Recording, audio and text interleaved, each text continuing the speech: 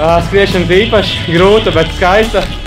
Tas bija vairāk kā treniņš, bet tāpēc bija savu uzdevumu un visu, ko vajadzēja izdarīt, tā kā viss vajag paši. Tīdēm laikam neredzējām kādu laiku atpakaļ.